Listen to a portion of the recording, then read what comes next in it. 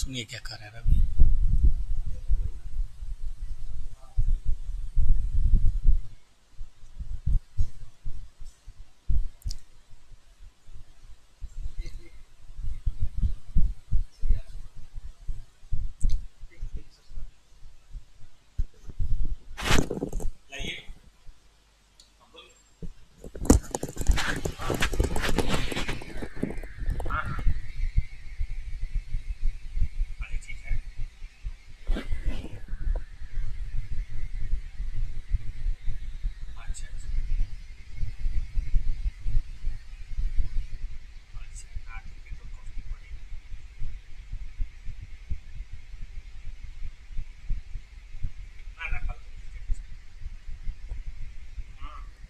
बस इसको कम करवा के कर भाई।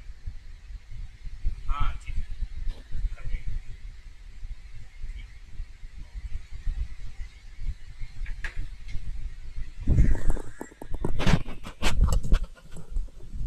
चलिए बच्चों, अब हम लोग आज पढ़ेंगे कॉस्टिंग का एक और नया टॉपिक एग्जाम ओरिएंटेड बैच में। चलो नहीं हुआ, जिसका नाम है कॉस्ट अकाउंटिंग सिस्टम। कई लोग इसको कॉस्ट रिकॉर्ड, कॉस्टिंग का एक और नया टॉपिक। ठीक है बच्चों, चलो एग्जाम ओरिएंटेड बैच में। चलो नहीं हुआ, ठीक है, जिसका नाम है cost accounting system, basically maintenance of cost record, costing का एक और नया टॉपिक। ठीक है बच्चों, चलो एग्जाम ओरिएंटेड बैच में maintenance of books of accounts है। चलो नहीं हुआ, ठीक है, जिसका नाम है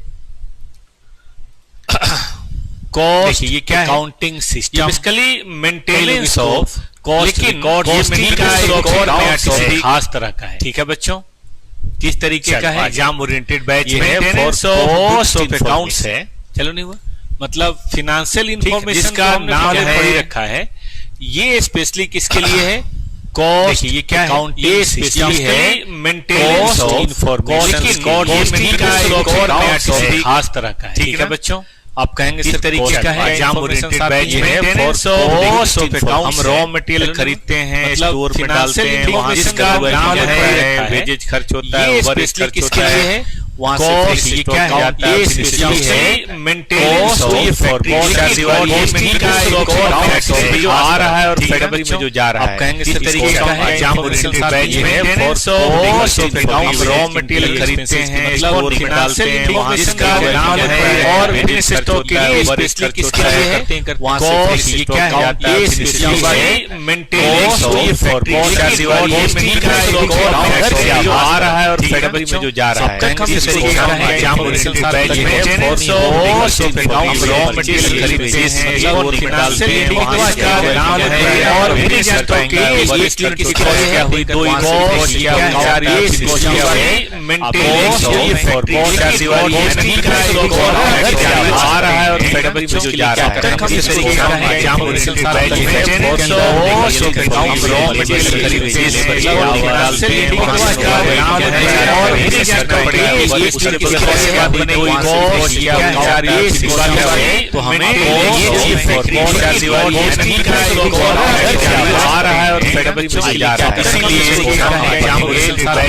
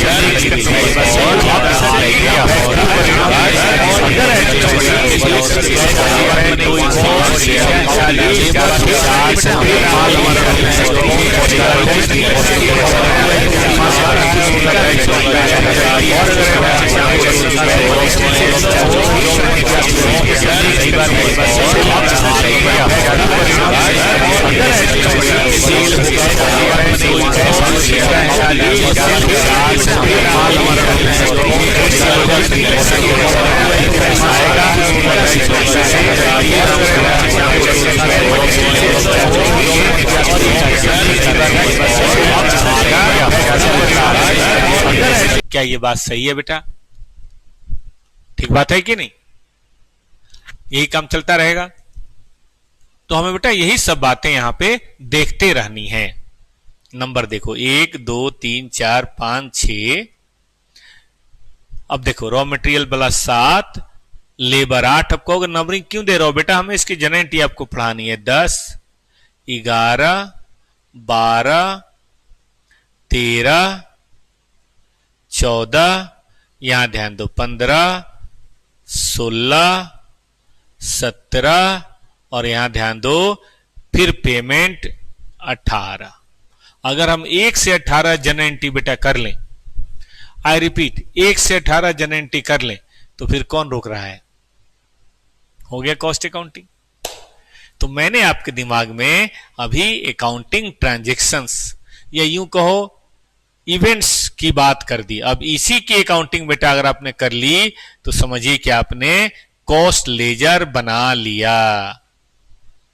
आर यू रेडी? चलो बच्चों, तो हम लोग शुरू करते हैं। नंबर 1 से शुरुआत करते हैं।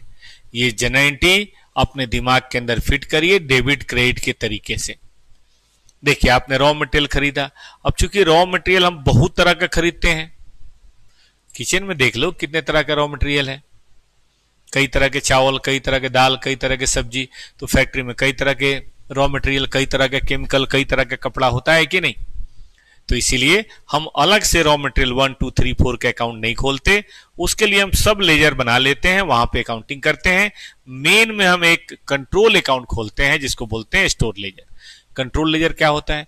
एक ही तरह का बेटे जब बहुत सारा चीज होता है ना, बहुत सारा लेजर, बहुत सारे डेटर, बहुत सारे क्रेडिटर, बहुत सारे रॉ मटेरियल, तो हम अलग से कंट्रोल लेजर खोल देते हैं और मेन एक बात कर लेते हैं। जैसे देखो क्लास टीचर, किसी भी क्लास से कोई काम कराना हो तो प्रिंसिपल साहब के बच्चों को बोलते हैं, क्लास टीचर को बोलते हैं। क्लास टीचर को बोलते हैं ना, हाँ भाई क्लास और रूम नंबर 8A आप अपने सभी बच्चों को लेके फील्ड में आइए और घास उखड़वाइए, है कि नहीं? फूल की सफाई करवाइए। क्या ये बात सही है? तो उसी तरह से हम स्टोर लेजर अकाउंट खोलेंगे जिसमें सारे लेजर की कहानी होगी। इसको बोलेंगे स्टोर लेजर कंट्रोल अकाउंट। ठीक है, क्या बोलेंगे? Store ledger control account. To cash या टू क्रेडिट, टू कैश या टू क्रेडिट। ठीक है बेटा। अब आइए वेजेज पेड। भाई वेजेज पेड क्या है? तो वेजेज पेड का मतलब है कि भाई एक्सपेंस हुआ, डेबिट ऑल द एक्सपेंसेस। अब वेजेज भी कई तरह का है, 1 2 4 तरह के ग्रेड के वर्कर हैं, कई तरह के वर्कर की पेमेंट कर रहे हैं। कोई जॉब ए में लगा है, कोई बी में, कोई सी में, कोई डी में। तो बहुत सारे वर्कर का हम अलग अलग बना लेंगे और एक कंट्रोल अकाउंट बना देंगे, इसको बोलेंगे वेजेज कंट्रोल। मतलब एक रिप्रेजेंटेटिव अकाउंट जो बनाएंगे उसके आगे कंट्रोल वर्ड जोड़ देंगे। इंडिविजुअली अपना करते रहिए, क्योंकि देखिए चाहिए तो हम इंडिविजुअली, बिना इंडिविजुअली किए आप किसी जॉब की कॉस्टिंग, बैच की कॉस्टिंग, प्रोडक्ट की कॉस्टिंग नहीं निकाल सकते, प्रोसेस की कॉस्टिंग नहीं निकाल सकते, पढ़ा है आपने, ठीक है ना। तो वो आप देख लीजिए, टू बैंक, ठीक है ना बेटा जी। तो wages paid account DR to bank चलेगा। आगे ये डायरेक्ट एक्सपेंसेज पेड, ये कौन सी बला है भाई डायरेक्ट एक्सपेंसेज पेड? भाई रॉयल्टी हो गया, कुछ ऐसी चीज हो गई जो पावर एंड फ्यूल हो गया, जो डायरेक्टली किसी एक पर डिपेंड है, उसको बोलते हैं। तो direct expenses control account DR to cash, ठीक बात है। ओवरहेड अगर इनकर्ड हुआ तो factory overhead account DR, administration हुआ तो एडमिनिस्ट्रेटिव अकाउंट डीआर, सेलिंग हुआ तो selling distribution account DR to bank. कर सकते हैं कि नहीं? अलग अलग एंट्री पास कर लेंगे, बट एंट्री तो ये होगी ना, डेबिट ऑल द एक्सपेंसेज। तो 1 से 6 बताइए, याद रहेगा। Debit all the expenses, credit what goes out, चाहे वो स्टोर लेजर हो, वेजेज हो, डायरेक्ट एक्सपेंसेज हो, रेंट हो फैक्ट्री का, डिप्रेसिएशन, कुछ भी चीज हो, अकाउंट डीआर टू कैश। डिप्शन वगैरह होगा तो फिक्स्ड एसेट कर देंगे, टू फिक्स्ड एसेट। ओके बच्चों, तो ये है हमारा 1 से 6 जनरल एंट्री। दिमाग में ऐसे ऐसे बिठाना है बेटा, क्योंकि जब लेजर बनाएंगे हम तो बार बार इन एंट्री को हम बोलेंगे, उस समय गड़बड़े नहीं होना चाहिए। कॉन्सेप्ट की कॉपी डाउनलोड कर लिया आपने? डाउनलोड कर लिए तो उसमें देखिए, प्रिंट आउट ले लिया है और अच्छी बात है, सुपर। अब आइए, अब इतनी बातें तो फाइनेंशियल बुक्स में भी होती हैं, लेकिन उसके आगे की जो कहानी है बेटा वो फाइनेंशियल बुक्स में नहीं होती। Raw material issued for production, बताइए क्या लिखेंगे? WIP control to store ledger, सुना आपने? WIP control to store ledger. क्यों WIP? क्योंकि माल बनेगा तो उसमें थोड़ा मटेरियल डालेंगे ना भाई, 10 kilo 5 kilo, material 1, material 2, material 3, material 4, WIP बढ़ेगा।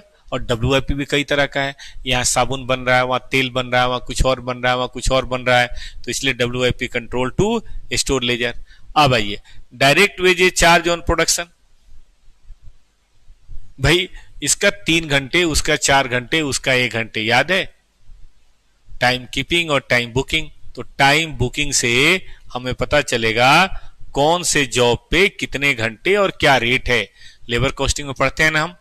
तो wages control account DR, wages control account, WIP control account DR to wages control, और डायरेक्ट एक्सपेंस चार्ज करोगे wages control to direct expense. तो देख लो 7, 8 और 9 एक ही बात है। अगर फ्लो चार्ट देखोगे तो वहां से ही पता चलेगा। देखो यहाँ फ्लो चार्ट, आप यहां से मटेरियल आया, मटेरियल को क्रेडिट करेंगे, यहां से लेबर आया, लेबर को क्रेडिट करेंगे, यहां से डायरेक्ट एक्सपेंस आया, डायरेक्ट एक्सपेंस को क्रेडिट करेंगे, और यहां से फैक्ट्री ओवरहेड एब्जॉर्ब हुआ, फैक्ट्री ओवरहेड को हम क्रेडिट करेंगे। सही बात है। Factory overhead charge as per recovery rate on production unit, WIP control to factory overhead control account, WIP control to factory overhead control account. चलेगा बेटा? Units completed transfer to warehouse, units completed transfer to warehouse, finish stock control account DR to WIP control, finish stock control account DR to WIP control account. मतलब माल बन गया तो WIP कम होगा, निकल के फिनिश स्टॉक में add हो गया, debit word comes in, credit word goes out, finish stock बढ़ा, WIP कम हुआ। ठीक बात है। अब एडमिनिस्ट्रेशन अगर वो प्रोडक्शन से संबंधित है तो किसी रिकवरी रेट पे आपने पढ़ा है कॉस्ट शीट, आपने पढ़ा है जॉब, आपने पढ़ा है बैच, इसीलिए मैंने पहले जॉब, बैच और उसकी रिवीजन कराई, तब मैं कॉस्ट रिकॉर्ड लेकर आया। आज रेगुलर बैच में भी चालू हुआ एडमिनिस्ट्रेशन ओवरहेड वाला, ये वाला कॉस्ट रिकॉर्ड्स। तो हम लिखेंगे finish stock control account DR to administration overhead control account. ठीक है ना? Finish stock control account DR to administration overhead control account. ठीक है बेटा? चलें आगे। COGS is transfer to cost of sales. देखो माल जो बना जरूरी तो नहीं बिकेगा, 10,000 यूनिट बना, 5,000 बिका, 4,000 बिका, 3,000 बिका, जितना बिका उतना फिनिश स्टॉक हम कम कर लेंगे और कॉस्ट ऑफ सेल बढ़ा देंगे। सीओजीएस अकाउंट भी खोल सकते हैं, लेकिन लोग नहीं खोलते, बेकार का एक और अकाउंट खोलने से क्या फायदा, लोग सीधे लिखते हैं कॉस्ट ऑफ सेल्स। ठीक, अब सेलिंग डिस्ट्रीब्यूशन चार्ज करेंगे, कोई रिकवरी रेट होगा, परसेंटेज वगैरह, कॉस्ट ऑफ सेल्स में उसे भी चार्ज कीजिए। कंट्रोल में बार बार इसलिए लिख रहा हूं कि कई तरह का हो सकता है सेलिंग डिस्ट्रीब्यूशन भी। कैश सेल की एंट्री बताने की जरूरत है, कैश सेल टू सेल, उधार की entry debtor to sale, sundry debtor to sale, collection from debtor बताने की जरूरत है, bank to debtor, payment to creditor, creditor to cash. तो 15, 16, 17 और 18 इसमें क्या ही बताना है बेटा, को नहीं जानत है जग में। आप अकाउंट दिन रात पढ़ते हैं बेटा, जानते हो नॉलेज आपको बहुत है, बस उस नॉलेज को सहेज के रखने की जरूरत है। दिमाग में 4 चीजें नहीं लाने की जरूरत है। वेरी इंपॉर्टेंट कि हम दिमाग में 4 चीजें नहीं लाएं, तब जाके बेटा बात बनेगी। अगर हम दिमाग में 4 चीजें लाएंगे तो बात नहीं बनेगी। ठीक बात है ना? चलिए आगे पढ़िए। Control account, when large number of similar accounts are maintained, control account is opened and subsidiary books are maintained for detail। ठीक है ना? जैसे customer control, raw material control, wages control, या जो भी है सब कंट्रोल अकाउंट हम इस तरह से खोल सकते हैं। ठीक है ना बेटा जी? आ जाओ, एक क्रेडिटर अकाउंट भी देख लो, हालांकि इसमें कोई देखने की जरूरत नहीं है। नहीं, एक मिनट रुक जाओ। ये 18 के 18 जन एंट्री बच्चों ने खूब दिल से देखा।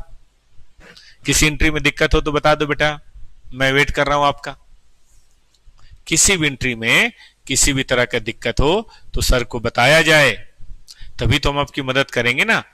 अपने टीचर को आप अपनी क्वेरीज बेटा बताएंगे तो टीचर आपको बेटर तरीके से हेल्प कर पाएंगे। सही बात है? चलिए आइए,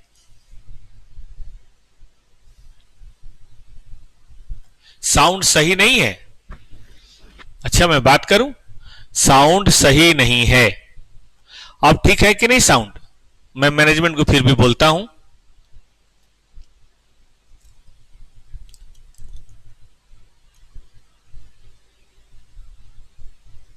खुल जा सिम सिम। साउंड ठीक है कि नहीं बच्चे? बाकी बच्चे बताओ।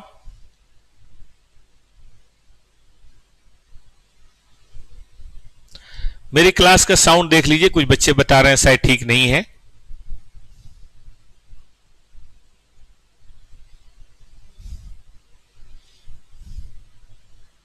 बोलो बच्चों, साउंड ठीक है कि नहीं? चलो, तो जनरल एंट्री पहले देख लेना, हमारा फर्स्ट काम है। जब जनरल एंट्री हमने ठीक से देख लिया ना बेटा, तब हम और बातें करेंगे। पहले जनरल एंट्री देखिए। आइए शुरू करते हैं। एग्जाम में जनरल भी आता है, एग्जाम में लेजर भी आता है। जनरल क्वेश्चन कराएं? चलो पहले ये करा देते हैं, लेजर। देखो, क्रेडिटर अकाउंट बनाना आपने सिंगल एंट्री पढ़ा, आपने और बहुत सारे अपने अकाउंट पढ़े, तो कोई दिक्कत तो है नहीं। देखो, ओपनिंग बैलेंस क्रेडिट होगा, माल खरीदेंगे, स्टोर लेजर आएगा, माल बेचे, पेमेंट करेंगे, और बैलेंस शीट। ये मैं क्यों बता रहा हूं, कभी कभी क्या होगा बेटा कि इसमें से कोई एक चीज दी होगी, सॉरी एक चीज मिसिंग होगी। जैसे मान लो कभी परचेज मिसिंग है या पेमेंट मिसिंग है, सिंगल एंट्री की तरह फाउंडेशन तो कर लेंगे आप। आइए, स्टोर लेजर, मटेरियल अकाउंट है, debit word comes in, credit word goes out. Purchase करेंगे तो बढ़ेगा। देखो भाई, डायरेक्ट मटेरियल कंज्यूम करोगे, कुछ फैक्ट्री में ओवरहेड कंज्यूम्ड हुआ, मतलब इनडायरेक्ट मटेरियल, ठीक है ना। कुछ नॉर्मल लॉस हुआ, फैक्ट्री ओवरहेड, कुछ एबनॉर्मल लॉस हुआ, पीएल। ध्यान दो, डायरेक्ट तो जाएगा डब्ल्यूआईपी में, इनडायरेक्ट मटेरियल छोटा मोटा जो होता है ना कंज्यूमेबल्स, वो फैक्ट्री ओवरहेड में। कुछ मटेरियल लॉस हो गया, नॉर्मली ऐसा हर बार होता है फैक्ट्री ओवरहेड, क्योंकि वो कॉस्ट का पार्ट है, लेकिन एबनॉर्मली हुआ तो वो प्रॉफिट एंड लॉस में जाएगा। आपने प्रोसेस कॉस्टिंग पढ़ा है, वो इसका पार्ट नहीं होता। ठीक बात है? आगे आओ, बाकी बैलेंस शीट। यहां भी बेटा मिसिंग फिगर का पंगा हो सकता है, ये मिसिंग फिगर ना दिया हो। ओके, आ जाओ वेजेज कंट्रोल अकाउंट। ये देखो खर्च करो इनकर्ड, ठीक बात है, आपने इनकर्ड किया। अब डायरेक्ट वेजेज जो है वो तो WIP में जाएगा, डायरेक्ट वेजेज है जॉब। जो इनडायरेक्ट लेबर है वो फैक्ट्री ओवरहेड में सब सिक्योरिटी गार्ड वगैरह होते हैं। और जो आइडल टाइम है, नॉर्मल आइडल टाइम, वो फैक्ट्री ओवरहेड। और जो है नॉर्मल आइडल टाइम है, कुछ स्ट्राइक हो गया, कोई ऐसी बात हो गई, ठीक है कि नहीं, इसमें बैलेंस CDPD नहीं होता, इनकम एक्सपेंस अकाउंट है। टैली हुआ तो ठीक, वरना बैलेंसिंग फिगर PL। भाई 1000 घंटे हमने काम किए, 1000 घंटे में जितना डायरेक्ट है, जितना इनडायरेक्ट है, जितना नॉर्मल आइडल टाइम है, जितना एबनॉर्मल आइडल टाइम है, तो फिर क्या ही दिक्कत होनी है। ठीक है बालक, चलो आगे चलो। कोई भी दिक्कत हो बेटा, लाइव क्लासेज है, क्वेरी तुरंत पूछो, जवाब भी तुरंत मिलेगा। मेरे सामने स्क्रीन लगा है जिसपे मुझे क्वेरी दिखाई देती है। अभी तक मैंने क्या पढ़ा है, ठीक है, अभी तक मैंने क्या पढ़ाया आपको मैं आपको बता देता हूं। अभी तक बेटा हम लोगों ने पढ़ा है एग्जाम ओरिएंटेड बैच में cost sheet, job batch 3 chapter, process, joint product और सर्विस कॉस्टिंग। 6 चैप्टर बेटा हम लोगों ने पढ़ा है अपनी पिछली 7-8 क्लासेज में, 9 क्लासेज में। पढ़ा नहीं, मैं गलत कहूंगा पढ़ना। एग्जाम ओरिएंटेड खूब बढ़िया कॉन्सेप्ट बूस्ट किया है, इसको आप कॉन्सेप्ट बूस्टर बैच भी बोल सकते हैं। फोकस कॉन्सेप्ट पे होता है, फिर सबकी थोड़ी थोड़ी प्रैक्टिस भी करा देता हूं, ठीक है ना, और कोई क्वेरीज होता है तो वो भी बता देता हूं। चलो पढ़ें। अब फैक्ट्री ओवरहेड कंट्रोल एक्सपेंस है, देखो कैश में इनकर्ड हुआ, रेंट दिया, इंश्योरेंस दिया, इलेक्ट्रिसिटी दिया। स्टोर लेजर से आया होगा, याद करो, इनडायरेक्ट और नॉर्मल। मटेरियल वेजेस से आया होगा, इनडायरेक्ट और नॉर्मल आइडल टाइम, ठीक बात है। अब ये हमारा इनकर्ड है, हम सब जानते हैं मशीन आवर से या किसी भी तरीके से रिकवरी होती है। मान लीजिए 50 रुपए मशीन आवर है और 2000 घंटे चला, ठीक बात है, इसका मतलब 1 लाख रिकवर्ड ओवरहेड हुआ। तो ये था बेटा इनकर्ड और ये था रिकवर्ड, और इन दोनों के बीच में अगर टैली हो गया तो ठीक है, नहीं हुआ तो आपने पढ़ा है, इसको बोलते हैं अंडर रिकवरी, और इसको क्या बोलते हैं प्यारे बच्चों, over recovery. This is known as under recovery, this is known as over recovery. क्या ये बात सही है?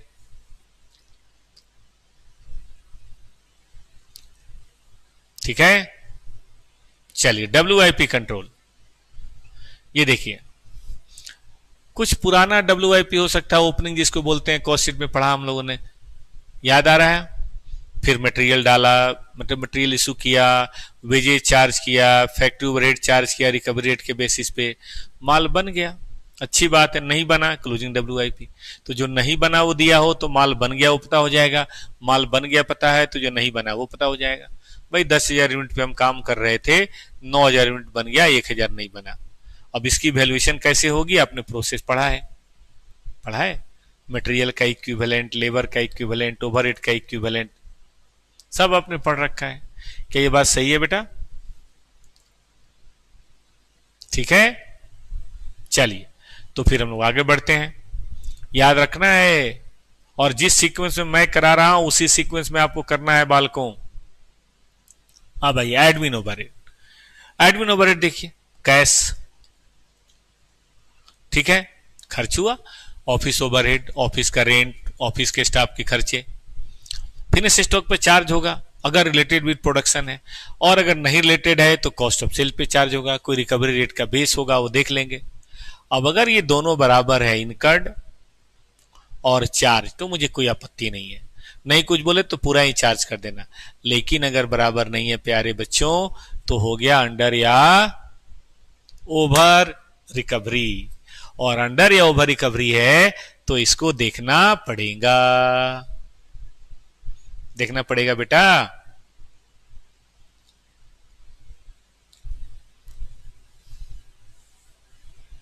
ठीक है ना, चलो आगे बढ़ो। फिनिश स्टॉक कंट्रोल अकाउंट, ये देखो ओपनिंग बैलेंस, जो माल बना, कंप्लीट हुआ, आपकी बार प्रोड्यूस हुआ। अगर एडमिनिस्ट्रेशन प्रोडक्शन से संबंधित है तो वो चार्ज किया। जितना सेल हुआ अच्छी बात है, नहीं हुआ क्लोजिंग, सेल हुआ तो कॉस्ट ऑफ गुड्स सोल्ड। तो देखो किस अकाउंट के नाम से लिखना है। माल बना WIP से आया होगा, एडमिनिस्ट्रेशन ओवरहेड जाहिर है वहीं से आएगा। बिक गया, कॉस्ट ऑफ सेल में उसकी कॉस्ट जाएगी, जो बच गया वो बैलेंस शीट। ठीक है बेटा, वो बैलेंस शीट। चलिए आगे बढ़िए।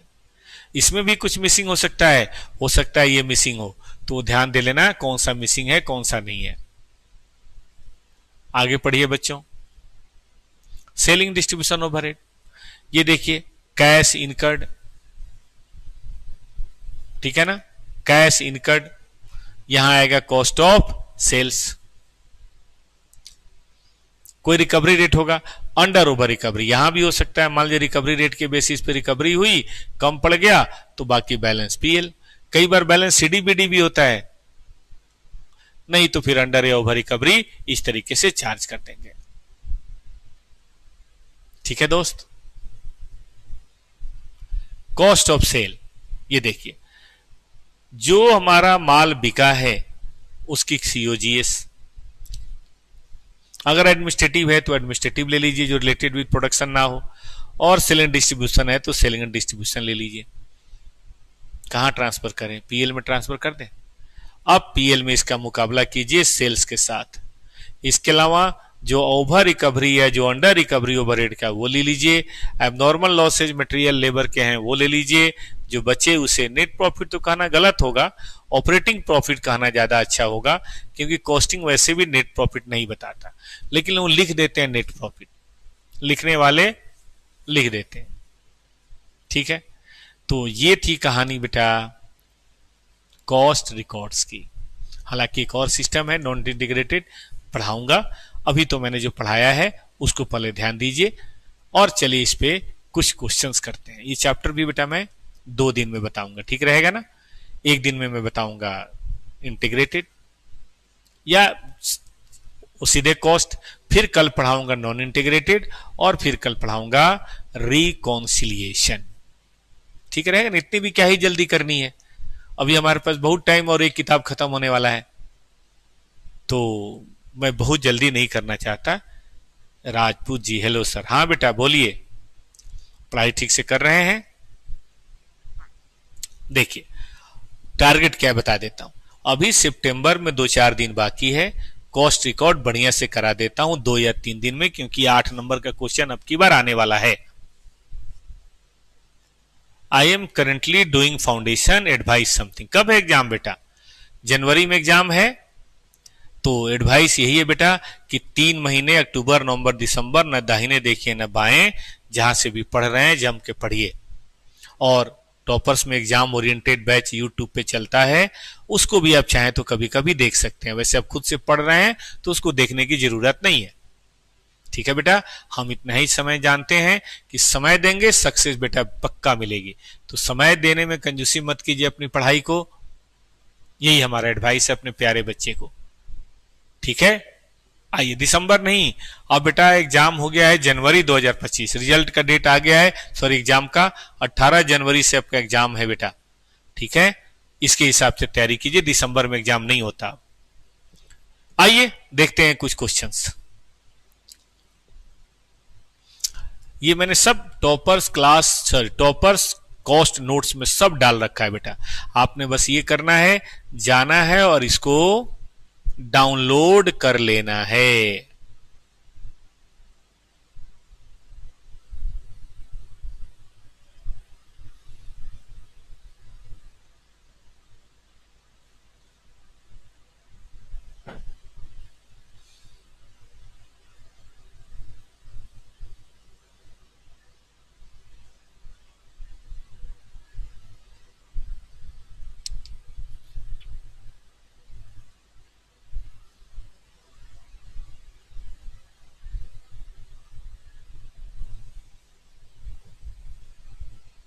ये देखिए बेटा, ये आपका कॉस्ट अकाउंटिंग सिस्टम।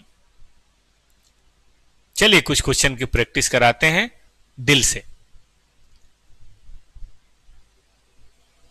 पूरा सिलेबस यूट्यूब पे कराओगे? हाँ बेटा, देखो पूरा एक किताब खत्म कर दिया सर ने आपके, और आपको कह रहे हैं कि पूरा सिलेबस कराओगे। राम राम राम, अभी भी डाउट है? पूरा किताब तो खत्म कर दिया बेटा, एक भी क्लास नहीं मिस की है। क्लास मिस करने वाला टीचर मैं हूं ही नहीं। जब मैं पढ़ता था ना बेटा, तब भी क्लास नहीं मिस करता था, तो अब क्या ही करेंगे? बिल्कुल बेटा, जरूर कराएंगे, ये वादा रहा, जेंटलमैन प्रॉमिस। बस अब डेली पढ़ते रहो लवपाल जी, ठीक है ना? डेली पढ़ते रहो बेटा। मैं सभी बच्चों को बता दूं, ये जो एग्जाम ओरिएंटेड क्लास चल रही है, जनवरी अटेम्प्ट के लिए चल रही है। मई वाले बच्चे भी पढ़ सकते हैं। इसमें हम 100% कॉन्सेप्ट बताते हैं, और हर कॉन्सेप्ट के ऊपर 1 या 2 क्वेश्चन की प्रैक्टिस कराते हैं। हम मानते हैं प्रैक्टिस थोड़ी कम होती है समय अभाव के चलते। उसके लिए अगर और प्रैक्टिस करनी है तो आप खुद से कर लें, या टॉपर्स का रेगुलर बैच 1100 रुपए में है। टॉपर्स क्लासेस के ऐप पे पर सब्जेक्ट आप परचेज कर सकते हैं, सिर्फ 1100 रुपए। लेकिन उसे छोड़िए, आप 100% बेटा 3 से 4 एडवांस अकाउंट, वहां भी हम लोग डेली क्लास करा रहे हैं। जिस दिन से एग्जाम खत्म हुआ है उसी दिन से हमने चालू कर दिया है, और वहां भी हम लोगों ने 3 चैप्टर छोटे छोटे और 6 अकाउंटिंग स्टैंडर्ड निपटा दिया है, 22%, ठीक। और 4:30 से 6 बजे तक कॉस्टिंग होता है। इसमें कॉस्टिंग मेथड्स 6 चैप्टर हो चुका है, 7वां चैप्टर बेटा चल रहा है। एक भी दिन क्लास नहीं कैंसिल होगी। हाँ, of course Sunday is a of day, Sunday off day है बेटा, ठीक है ना? चलो आ जाओ। कहता है कि इंटीग्रेटेड अकाउंटिंग सिस्टम में आप समझते हैं, जिसमें अकाउंट और फिनांस कॉस्टिंग मर्ज होता है, उसको इंटीग्रेटेड बोलते हैं। जन एंट्री पास करनी है। ऐसे भी 5 नंबर के क्वेश्चन जब छोटे आने होते हैं तो बेटा यही क्वेश्चन आता है, ठीक है? पढ़िए। जिनका भी पीछे का छूट गया है वो थोड़ा ज्यादा मेहनत करके बेटा यूट्यूब पे अवेलेबल है, उसे देख लेंगे। रॉ मटेरियल परचेस्ड, ठीक। Material issued to production. अच्छा, मैं एंट्री बोलता जाऊं। रॉ मटेरियल परचेज, कॉन्सेप्ट की कॉपी निकालिए, देखिए तो।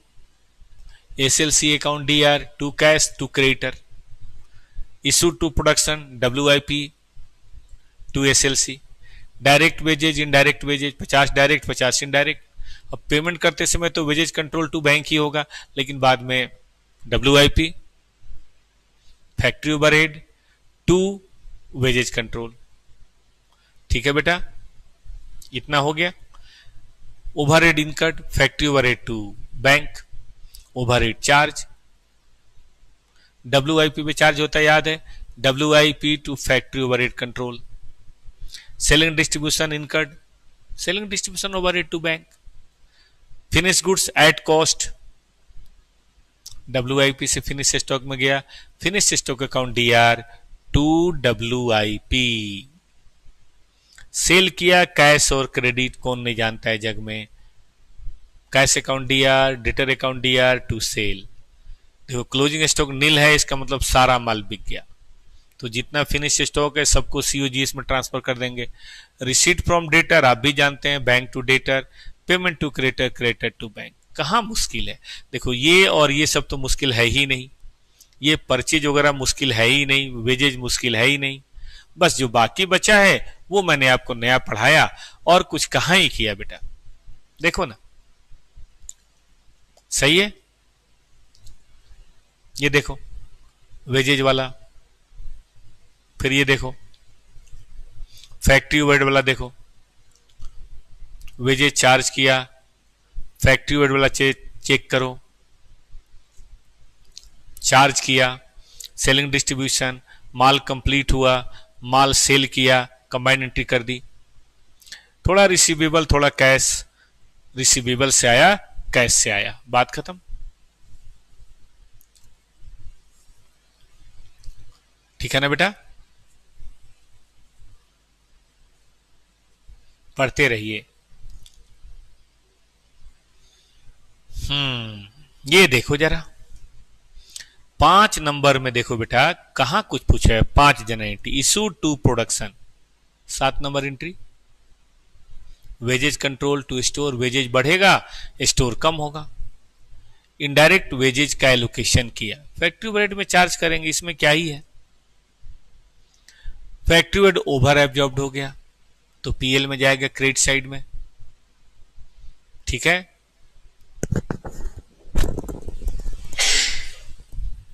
एडमिनिस्ट्रेशन ओवरहेड अंडर एब्जॉर्ब्ड हो गया, अब अंडर एब्जॉर्ब्ड हुआ तो बेटा क्या करेंगे हम बताओ, पीएल के डेबिट में जाएगा। फैक्ट्री ओवरहेड कुछ डिफेक्टिव स्टॉक था नॉर्मल, अब नॉर्मल लॉस कहां कहां था सर ने कोई बताएगा, सर ने बताया था नॉर्मल लॉस जाता है पीएल में, याद है बच्चों को, सॉरी नॉर्मल लॉस जाता है फैक्ट्री ओवरहेड में, ठीक है ना। मैं प्लेलिस्ट बना के जितने भी पीछे क्लासेज हुई है इस पे मैं डलवा देता हूं, वो आपके काम आ जाएंगे, है ना।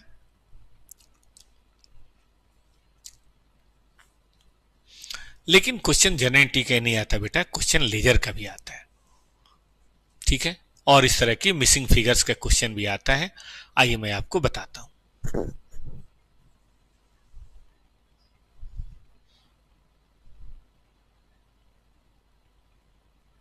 आइए पढ़िए, जैसे देखो बेटा यही क्वेश्चन करते हैं कि कॉस्ट रिकॉर्ड डिस्ट्रॉय हो गया और आपने कुछ स्पॉइल्ड पेपर और रिकॉर्ड्स लिया और उससे आपको ये सब पूरा करना है। मटेरियल कंट्रोल है, WIP है, क्रेडिटर्स है, ओपनिंग क्लोजिंग दे रखा है, बैलेंस CD है बेटा, और मैन्युफैक्चरिंग ओवरहेड है और गुड्स है। कहता है कि इतना हमने क्रेडिटर्स को पे किया। अब आप सिंगल एंट्री के स्टूडेंट हैं, अकाउंट के स्टूडेंट हैं, बेटा बताइए अगर हमें ओपनिंग पता हो और हमने पेमेंट कितना किया वो हम लिख लें तो क्या परचेज बेटा आ सकता है SLC के नाम से, यस या नो, आ सकता है कि नहीं बेटा, पॉसिबल है।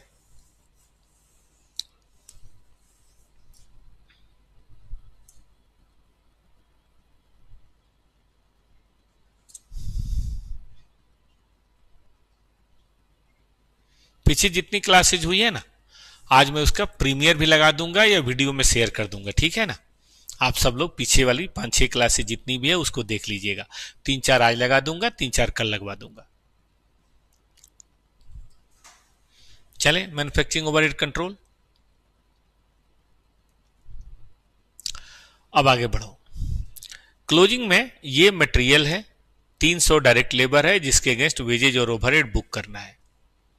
वेजेज का रेट 10 है तो बेटा 3000 तो वेजेज हो गया, और ओवरहेड 4 है तो 3000 गुने 300 गुने 4 ओवरहेड हो गया, तो 5000, 3000 और 1200 जोड़ दो, 5 3 8 और 1 5 3 8 और 1 9200।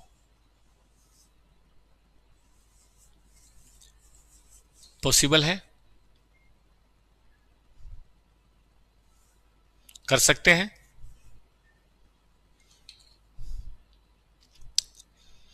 तो इससे हमारा क्लोजिंग WIP बेटा निकल जाएगा, बाई बैलेंस CD जो भी आएगा निकल तो जाएगा ना। वेजेज कितना चार्ज करना है वेजेज निकल जाएगा, ओवरहेड कितना चार्ज करना ओवरहेड निकल जाएगा, तो ओवरहेड भी आ जाएगा और वेजेज भी आ जाएगा। बताइए बैलेंसिंग फिगर रॉ मटेरियल निकल जाएगा बेटा। आइए मैं आपको दिखाता हूं, इधर देखिए, मुझे ये पता है, ये हमने निकाल लिया, हमें 7 रुपए 4 रुपए के हिसाब से ये, और ये भी पता है, ओपनिंग दिया हुआ है, तो बेटा ये बैलेंसिंग फिगर निकल सकता है कि हमने मटेरियल कितना कंज्यूम किया। पॉसिबल है, देखिए ना, ये क्वेश्चन में दिया था, ये क्वेश्चन में दिया था, ये हमने निकाल लिया। लेबर के बारे में जानकारी थी, ओवरहेड के बारे में जानकारी थी, तो ये बैलेंसिंग फिगर तो आ ही जाएगा ना। 1 मिनट समय दीजिए सब लोग, देखिए इसको बढ़िया से। यही इस मेन क्वेश्चन का क्लू था, इसके बाद तो आसान है, इसके बाद तो कुछ है नहीं। कंसंट्रेट बेटा, मैं टीचर हूं, मैं एक साथ 4 काम करूं तो मैं पढ़ा नहीं सकता, ठीक ना। ऐसे ही अगर आप एक साथ काम 4 बातों पे ध्यान देंगे तो आप पढ़ नहीं सकते। एक बात पे ध्यान दीजिए, जरूर पढ़ेंगे और बढ़िया पढ़ेंगे, ठीक ना।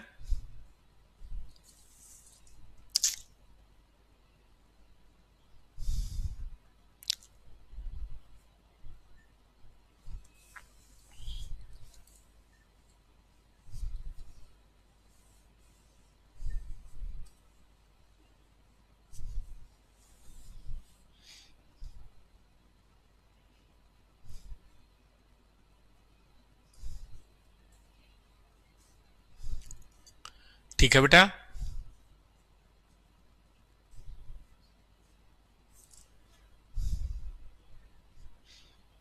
चलिए अब हम मटेरियल की बात कर लेते हैं। ओपनिंग क्वेश्चन में दिया था परचेज पता है, कंजम्पशन अभी अभी निकाला, तो क्या ये बैलेंस सीडी आ जाएगा? ये भी हो गया। मैन्युफैक्चरिंग ओवरहेड का क्या क्या दिया है देखो तो, खर्चा दिया हुआ है, आ जाओ, खर्चा दिया हुआ है, इतना चार्ज हुआ तो ये अंडर रिकवरी हो जाएगी। तो मटेरियल भी देख लीजिए और मैन्युफैक्चरिंग ओवरहेड देख लीजिए, इतना आसान, गलती का चांस ही नहीं है बेटा। बस इसी दुनिया में रहना है कि भाई ओवरहेड खर्च हुआ। मैं भी सोचता हूं कई बार, ओवरहेड खर्च हुआ, अच्छा चार्ज हुआ होगा रिकवरी रेट के बेसिस पे, ठीक बात है, और बाकी जो बचा अंडर या ओवर रिकवरी। अगर चार्ज कम हुआ तो अंडर, चार्ज ज्यादा हुआ तो ओवर रिकवरी। आ गया माइंड में दोनों, मटेरियल कंट्रोल भी और मैन्युफैक्चरिंग भी। अब ये देखिए WIP, चेक कीजिए बेटा WIP, ये तो कर ही लिया। अब फिनिश गुड्स कौन रोक सकता है? ओपनिंग पता है, क्लोजिंग पता है, ये प्रोडक्शन यहां से आ गया, तो जो बचा वो cost of goods sold. Sales वगैरह के बारे में जानकारी है नहीं तो हमें कुछ देखने की जरूरत है नहीं, काम हमारा हो गया।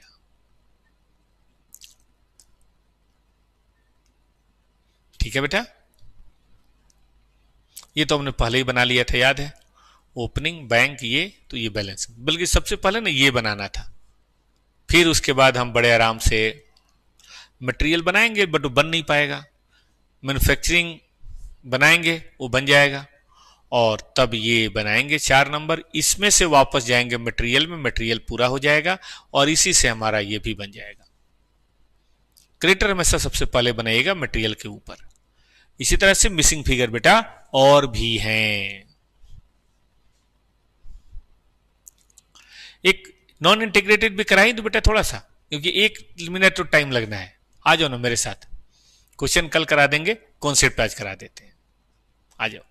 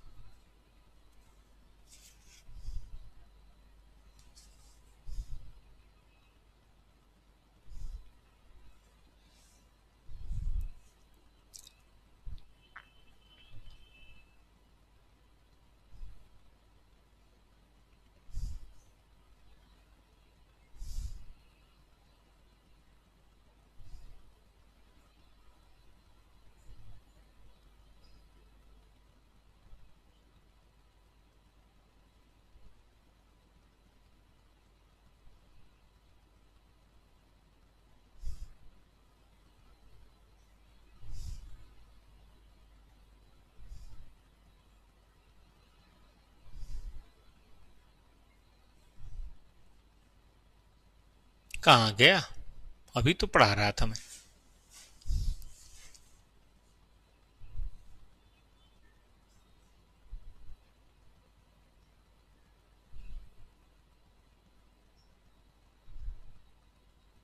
यहां है 5 नंबर, दिख ही नहीं रहा था। आओ भाई नॉन इंटीग्रेटेड की बात कर लेते हैं और इंटीग्रेटेड की बात कर लेते हैं।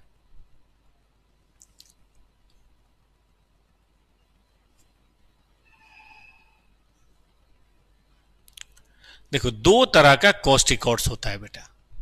कितने तरह का होता है? दो तरह का कॉस्ट रिकॉर्ड। एक को क्या बोलते हैं? इंटीग्रेटेड। एक को क्या बोलते हैं? Non integrated. इंटीग्रेटेड का मतलब है single set of books of accounts are maintained for financial as well as cost information. मतलब एक ही रिकॉर्ड मेंटेन करते हैं, उसी से फिनेंशियल भी बात होती है और कॉस्ट इंफॉर्मेशन की बात भी होती है। एडवांटेज क्या है? सिंगल रिकॉर्ड है, इजी है बनाना। लेकिन प्रॉब्लम क्या है कि बहुत लेंदी और कॉम्प्लेक्स हो जाता है, क्योंकि इसमें फिनांस वाले भी आ जाते हैं, कॉस्टिंग वाले भी। एक तो फिनांस का पहले से ही बहुत ज्यादा स्टैट्यूटरी जो फाइलिंग वगैरह होती है उसमें डिले होता है, गलती हो जाए तो खोजना मुश्किल पड़ता है।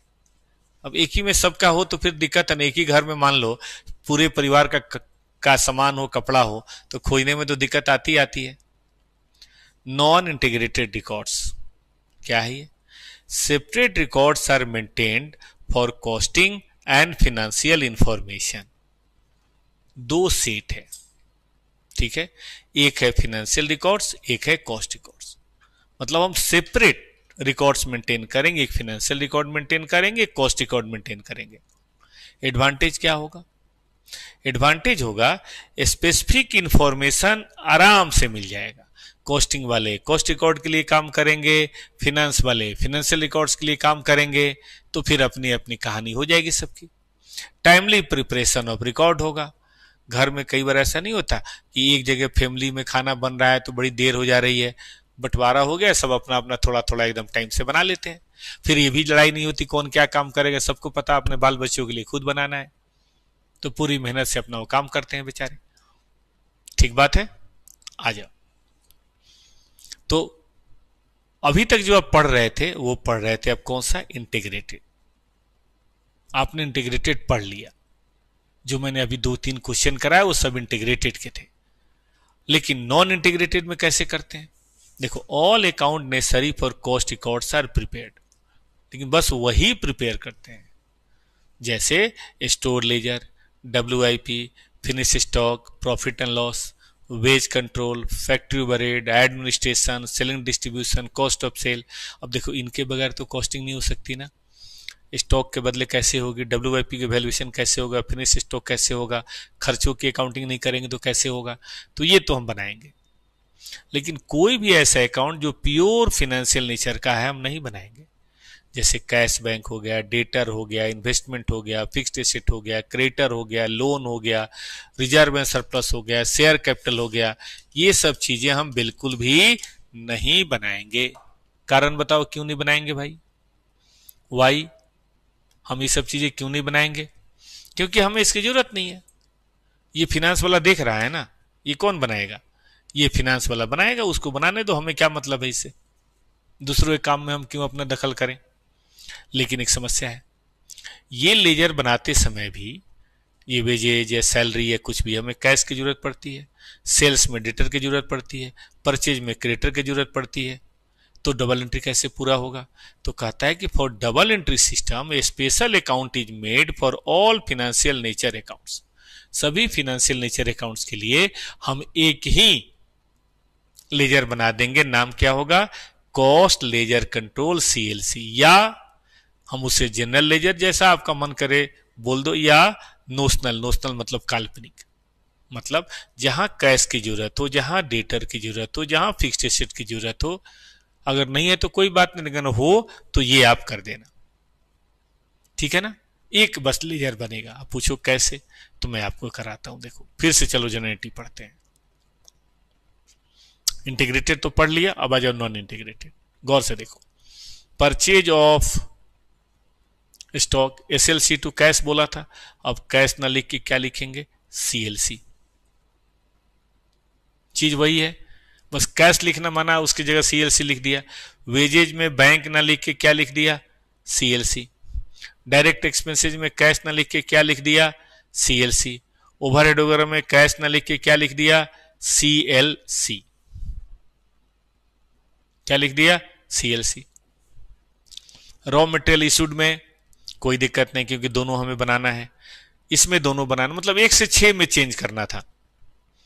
इसमें कोई दिक्कत नहीं, इसमें कोई दिक्कत नहीं, कैश बैंक नहीं है ना, डेटर क्रेडिटर तो नहीं है ना, इसमें कोई चेंज नहीं, इसमें कोई चेंज नहीं, यहां कहीं कोई चेंज नहीं। ठीक है, बस यहां पे इन सब के बदले बताओ क्या लिखेंगे, सीएलसी। और ये तो हम बनाएंगे ही नहीं, दोनों सीएलसी का हमें क्या मतलब, आमदनी हो गई, बात खत्म, कलेक्शन करना हमारा काम थोड़े ना है। तो 17 और 18 नंबर हम एंट्री नहीं करेंगे, ठीक है ना। और डबल एंट्री को पूरा करने के लिए हम क्या करेंगे बेटा, एक किस तरह का अकाउंट बना देंगे, ये बाहरी दुनिया, फैक्ट्री के बाहर की दुनिया है, इसको मैं बोलता हूं बाहरी दुनिया अकाउंट। देखो इसका बैलेंस समस्या क्रेडिट होगा, क्यों होगा थोड़ी देर में आपको पता चलेगा। बाहर से कुछ भी आएगा ना बेटा, कुछ भी मटेरियल आए, वेजेज खर्च हो, फैक्ट्री बेड खर्च हो, एडमिशन खर्च हो, सेल एंड डिस्ट्रीब्यूशन खर्च हो, डायरेक्ट एक्सपेंस खर्च हो, तो आप लिखते हो ना to cash to cash to cash to cash to cash, उसके बदले लिखो to CLC to CLC to CLC to CLC to CLC, बात खत्म। ओके, और आगे चलो। बाहर को कुछ भी दोगे, जैसे सेल्स या परचेज रिटर्न, तो बाहर की दुनिया को आप डेबिट करते हो ना, आप इसको डेबिट करो, ठीक है। और ध्यान से सुनना, जो साल के लास्ट में प्रॉफिट होगा, प्रॉफिट कैपिटल अकाउंट में डालते हो, लेकिन कैपिटल अकाउंट तुम्हें मना है, कैपिटल के क्रेडिट में डालते हो ना, यही डाल दो। सब कुछ के लिए हम ही बने, समझे, कूड़ा घर है, जो नहीं समझ में आए यहां डाल दो, अपने आप बैलेंस शीट आएगा। और बैलेंस शीट क्यों आएगा थोड़ी देर बाद पता चलेगा। जब ट्रायल बैलेंस बेटा बनाओगे ना, तो इसका ट्रायल बैलेंस बड़ा अजीब बनेगा। इनकम एक्सपेंसेज तो है ही नहीं, वो तो खत्म हो गया पीएल में जाके, और बाकी एसेट अकाउंट खोला नहीं हमने, सिर्फ 3 एसेट अकाउंट खोला है। कौन सा, एक एसएलसी, एक डब्ल्यूआईपी, एक फिनिश स्टॉक। कौन कौन सा खोला है, एक एसएलसी, एक डब्ल्यूआईपी, एक फिनिश स्टॉक, 3 ही ओपन किया है बेटा, हाँ या ना, तो देख लो। इसीलिए सीएलसी का बैलेंस हमेशा कौन सा आएगा, क्रेडिट, तभी तो ट्रायल बैलेंस टैली होगा। तो CLC balance will always be credit balance, ठीक बात है ना बेटा। तो ये था नॉन इंटीग्रेटेड। अब सवाल उठता है कि पहचानेंगे कैसे कौन सा इंटीग्रेटेड है कौन सा नॉन इंटीग्रेटेड है। तो जवाब बड़ा सिंपल है बेटा, जिस क्वेश्चन में सीएलसी या एसएलसी सीएलसी या एनएलसी अकाउंट दिया हो या जीएलसी अकाउंट दिया हो, समझ जाना कि वो क्या है, नॉन इंटीग्रेटेड, या क्वेश्चन में लिख ही दिया हो नॉन इंटीग्रेटेड, तो उसको नॉन इंटीग्रेटेड की तरह से करेंगे। नहीं कुछ दिया हो बेटा तो इंटीग्रेटेड की तरह से करेंगे। इसके क्वेश्चंस आप देखेंगे, मैं भी बताऊंगा, आप देखेंगे। आज यहीं बेटा हम लोग रुक सकते हैं, 6 बज गया, थोड़ा लेट क्लास शुरू हुई थी, उसके लिए माफी चाहते हैं। तो आज हम लोग यहीं रुकते हैं। कल क्या करेंगे हम लोग, नॉन इंटीग्रेटेड के कुछ कॉन्सेप्ट के बेसिस पे क्वेश्चन कराऊंगा, और एक बहुत इंपॉर्टेंट बात, रिकॉन्सिलिएशन पढ़ाऊंगा, जो इस अटेम्प्ट में आया था 5 नंबर। और इसी के साथ कल आपका वॉल्यूम नंबर 2 खत्म हो जाएगा। फिर आप मुझे बताइएगा कमेंट करके कौन सा रिवीजन शुरू करना है, मार्जिनल स्टैंडर्ड बजट का करना है या मटेरियल लेबर ओवरहेड का करना है। जैसा आप कहेंगे मैं शुरू करूंगा, और उसमें मैं टाइम लूंगा, क्योंकि मैं पहले डर रहा था कि पता नहीं मैं पूरा रिवीजन करा पाऊंगा कि नहीं करा पाऊंगा, लेकिन अब इतना कराने के बाद विश्वास हो गया, एक बुक खत्म करने के बाद, कि हो जाएगा। क्लासेस डेली है, ये जादू है। तो मैं अब थोड़ा आराम आराम से कराऊंगा।